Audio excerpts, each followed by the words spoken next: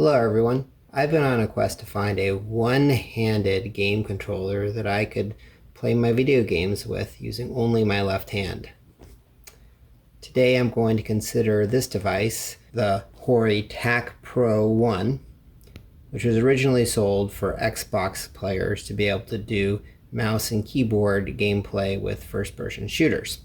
However, the keyboard component looks intriguing. It has this analog stick here and then a whole bunch of buttons all within reach of your left hand. Could this be the ultimate left-handed game controller? I'm afraid the answer is no. Let's get into it. So the first thing is you'll notice I'm using this with a PC.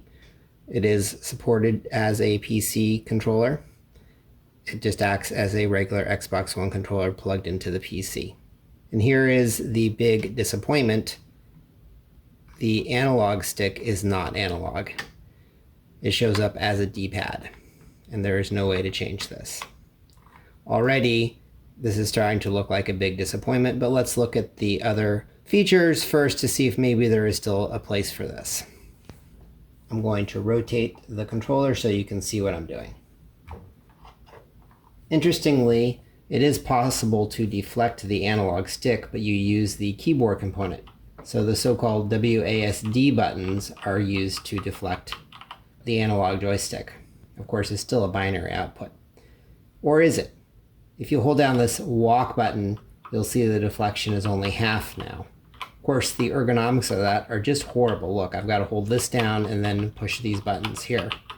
The whole reason why I need a left-handed controller is because I have massively bad wrist pain in my right arm, and so I can't really play games using a traditional controller. If I were to try and walk this way, I would have massive pain in my left hand too. So that's not going to work. But at least it does give you out-of-the-box control of the walking direction.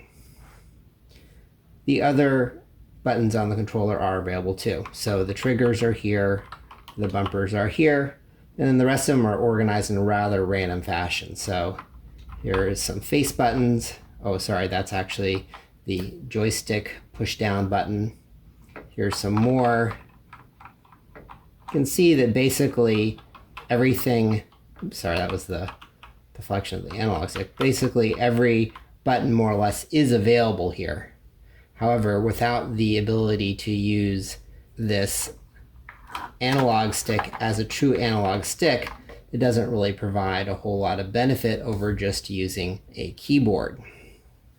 That said, there are some advantages here. So if this was a D-pad, you'd have to push a lot harder than as an analog stick. In other words, I find it more ergonomic to push forward by doing this than mashing down on a D-pad. So there could be some ergonomic benefit.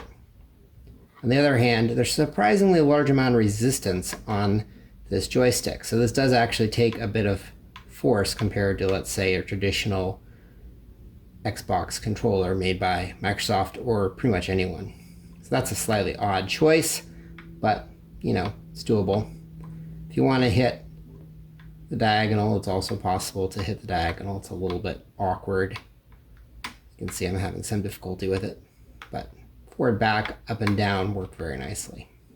And the ergonomics of the positioning is pretty good here. So I have these four buttons with my fingers, and I have full access to this D-pad alternative here. So it's definitely more buttons than you would get with a regular controller with your left hand. And the question is, would you just be better off using a standard keyboard? And I think the answer is maybe. You know, this extra control here is not a huge improvement over just being able to push the WASD buttons, which we all know and love. I guess that comes down to what you're imagining using it for. And then for completeness, I want to point out that there is actually a mode switch on the bottom of this. Right now it's set in the Xbox One position. You can switch it over to keyboard, which I won't bother to do. But if you do that, these buttons here become what they are labeled as. Sorry, they're a little worn off here, but basically just the standard keys that you would have around the WASD inverted T. But it's pretty useless because now this joystick here is also WASD. So you've got two WASDs. That's redundant and not really helpful. So really I only see this useful in the Xbox controller mode, even its usefulness is horribly nerfed by not giving us analog output. So in the end, I still find that it's better to use a keyboard or to just use a standard Xbox controller with my left hand only. To see how that would work, check out one of my other videos where I go into relatively great detail about how you can get more control from just one hand than you would think just from cutting the controller in half. Alrighty, well this concludes yet another episode in my attempts to find a good one-handed game controller. I'm afraid this one is probably not it. The upside is these are available for a relatively low price because they are on the used market. If we go back here and look at the publication date, 2017 is when this came out, so they are long in the tooth, but even though this one is relatively worn, all the buttons still work pretty well. Oddly, it seems as though maybe this device was discontinued ahead of its time because you can find no trace information on the Hori website. Almost like Microsoft got mad at them and forced them to take it away. Who knows? I'd be curious to try the device that they made for their competitor, the PlayStation 4.